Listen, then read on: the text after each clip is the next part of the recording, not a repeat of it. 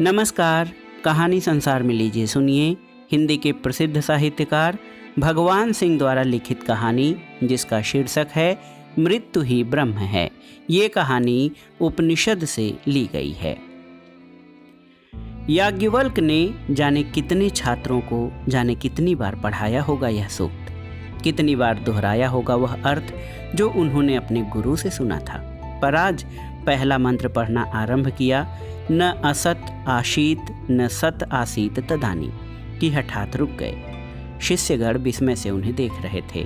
उनके होठ खुले थे पर न तो उनमें कंपन था न गति। शायद उन्हें यह बोध भी नहीं रह गया था कि उनके सामने उनके शिष्य भी बैठे हुए हैं।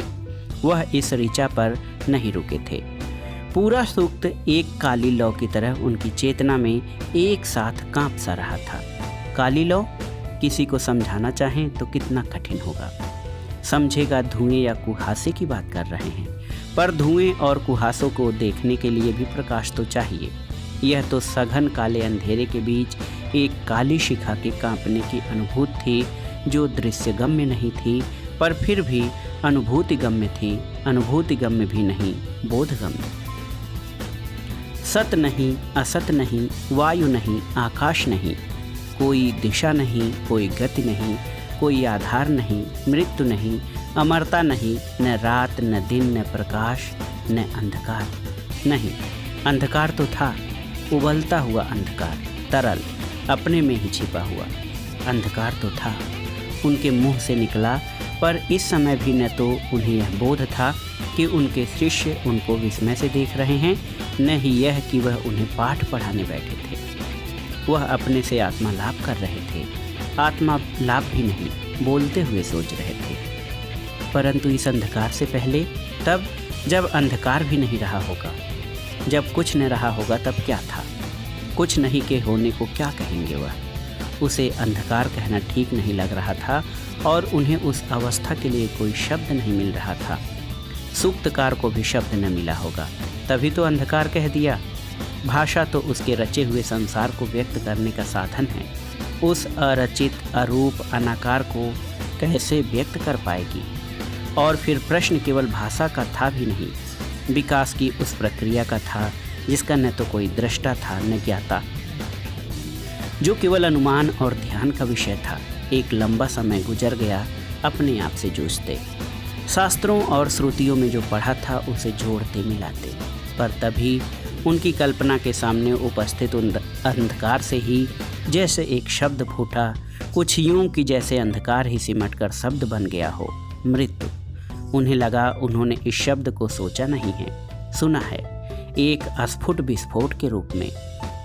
जब कुछ नहीं था तब मृत्यु थी, जैसे कोई समझा रहा हो उन्हें।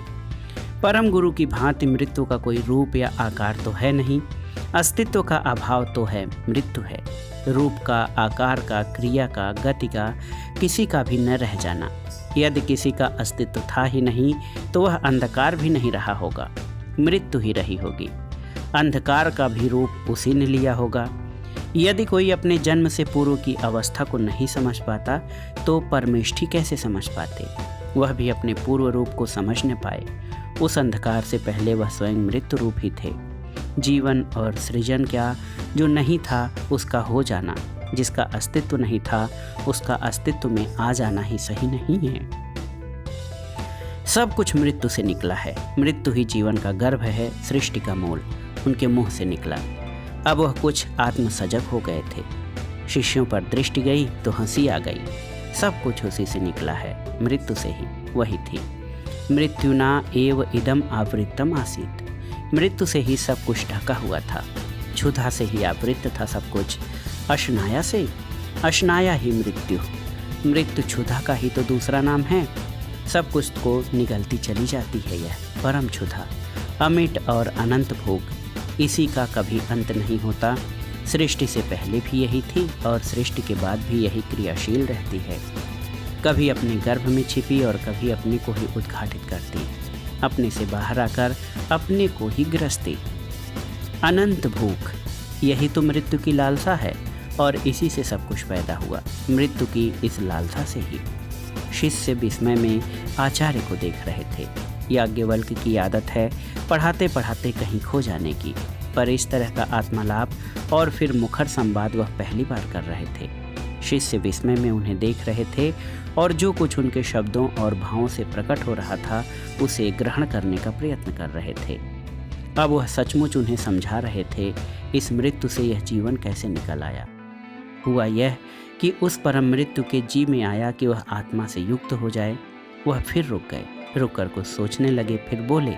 इसके लिए उसने लंबे अरसे तक अर्चन किया। अब इससे क्या जल उत्पन्न हुआ? यह जल सामान्य जल नहीं था, इसमें द्रव भी था और स्थूल भी, वायु भी और तेज भी। आकाश भी उसी में विद्यमान था और दिशाएं भी उसी में मिली हुई थी। यह कारण जल पंच विपाक था, सभी घुलकर द्रव में बदल गए थे। यही वह तरल अंधकार था, अपने आप में सिमटा हुआ, निगूढ़, घनीभूत, अपने उत्ताप में तपता हुआ, पर अपने ही दबाव में इतना कसा हुआ कि उफनने को भी अवकाश नहीं। और फिर इसके अपने ही ताप से इसी का शर या स्थूल भाग एकत्र हो गया, जम गया। यही जमकर पृथ्वी बन गया। यह पृथ्वी शर भाग से बनी, अतः यही प्रजापति का प्रथम शरीर हुआ, उसका व्यक्त रूप। फिर प्रश्न किसी अन्य ने नहीं किया था, उन्होंने अपने आप से किया था। क्या हुआ होगा उसके बाद? वह जो तप रहा था उसके स्थूल अंश के अलग हो जाने पर उसके उस ताप का क्या हुआ? उससे अग्निरस या द्रवित उष्मा अलग हुई, वही अग्नि बन गई। यही प्रजापति ही पहला शरीर ही हुआ, पर इसमें बहुत लंबा समय लगा, बहुत लंबा। फिर इसके बाद तब याज्ञवल्क्य का चिंतक कवि में बदल गया। उनके सामने एक विराट रूपक खड़ा हो गया। उस प्रजापति ने अपने को 3 भागों में विभक्त कर दिया। इसका 1/3 वायु हो गया, 1/3 आदित्य। यह पूर्व दिशा ही उस प्रजापति का सिर है, ईशानी और आग्नेयी दिशाएं उसकी भुजाएं हैं, पश्चिम सिरा उसका पुच्छ भाग है और वायव्य और नैऋत्य दिशाएं उसकी जंघाएं, दक्षिण और उत्तर दिशाएं उसके पार्श्व हैं, दियोलोक पृष्ठभाग, अंतरिक्ष उदर और यह पृथ्वी उसका हृदय है। यह अग्निरूप प्रजापति पहले द्रव में ही था और इसलिए जल में ही उसका निवास था। परंतु सृष्टि चक्र यहीं समाप्त तो नहीं हो जाता, बहुत कुछ है इस संसार में। कैसे हो गया वह? याज्ञवल्क्य आत्मसम्मोहन की अवस्था में पहुंच गए थे। उसने फिर कामना की कि उसका एक और रूप उत्पन्न हो। उसने वाणी की मिथुन रूप में भावना की और इससे संवत्सर की उत्पत्ति हुई। इससे पहले संवत्सर नहीं था। संवत्सर की जो अवधि है उतने समय तक मृत्यु रूपी प्रजापति ने उसे गर्भ में धारण किए रखा, फिर उसे उत्पन्न किया। उत्पन्न करने के बाद उसने उसका मुंह फाड़ा। उसका मुंह फटते ही उससे भाड़ की आवाज़ निकली, इसी से वाक की उत्पत्ति हुई। अब उसने उस वाणी और मन के संयोग से ऋक्, साम, यजुर्वेद को, छंदों और ये प्रजा और पशु हैं उनको रचा। परंतु प्रजापति स्वयं ही मृत्यु रूप है, अतः उसने जिनको भी रचा उन सभी को खाने का विचार किया, इसलिए मृत्यु को ही अदिति भी कहते हैं। और इस मृत्यु ने सत और असत दोनों के इस अभाव में कुछ होने का इरादा किया। जो है ही नहीं वह सोच सकता है क्या? यहाँ आकर इन कवियों के भी प्रेरक नासदीय शूद्र के कवि ने एक मुसीबत खड़ी कर दी, पर आरंभ तो कहीं से होना था। एक चरम बिंदु पर पहुंचकर हमारे तर्क व्यर्थ तो हो ही जाते हैं, हमारी मोटी बुद्धि हमारा साथ नहीं दे पाती। आइंस्टाइन कहते हैं समय और आकाश दोनों का अंत है, पर वह इतना विराट है कि इसकी हम कल्पना तक नहीं कर सकते। अंत है पर नहीं है, ठीक यही भाषा है और नहीं है। और ये भाषा या वह वाली अनिश्चयात्मक भाषा भी नहीं है, सीधा निषेध है।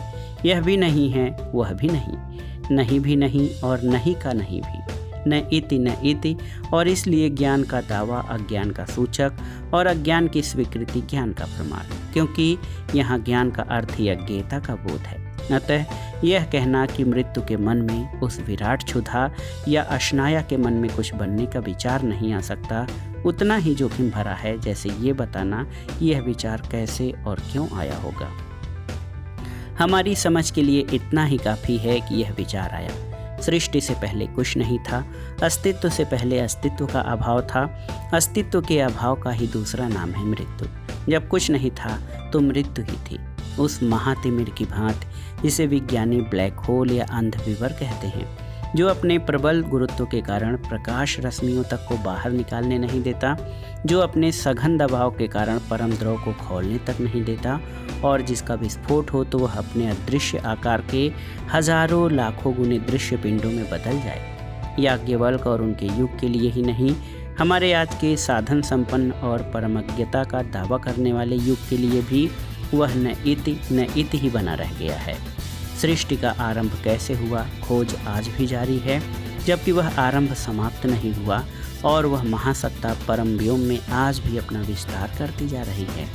पिंड अज्ञात वेग से फैलते चले जा रहे हैं और साथ ही उस महाकार मुख में समृद्ध वेग हो विनाश के लिए दौड़ते जा रहे हैं।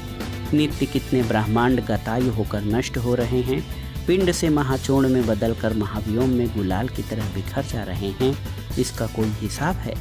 सृष्टि के आदि बिंदु को लेकर सिद्धांत बनते हैं, पर याज्ञवल्क्य की भाषा में कहें तो उनका आयतन और प्रतिष्ठा नहीं मिल पाती। कुछ समय तक टिके रहते हैं और फिर न इति में बदल जाते हैं, यह भी नहीं। इस व्याख्या का कोई अर्थ है? नहीं, यह भी नहीं। यह तो कहानी भी नहीं है। याज्ञवल्क्य को लगा कुछ प्रश्नों का उत्तर केवल मौन से ही दिया जा सकता है, उनकी कोई व्याख्या नहीं की जा सकती। तो दोस्तों, ये थी कहानी संसार में उपनिषद से ली गई एक कहानी मृत्यु ही ब्रह्म है। इसमें लेखक भगवान सिंह ने ऋषि याज्ञवल्क्य के माध्यम से ये बताने की चेष्टा की है कि ये जो ब्रह्मांड है, हमारा अस्तित्व है, प्रकाश है, अंधकार है, इसकी उत्पत्ति किस तरह से हुई है, न तो इसके बारे में कोई जान पाया है और न जान सकता है, क्योंकि ये अनंत है और अनंत को पार पाना सबसे कठिन है। तो ये कहानी कैसी रही हमें कमेंट बॉक्स में ज़रूर बताइएगा। कहानी सुनने के लिए धन्यवाद। नमस्कार।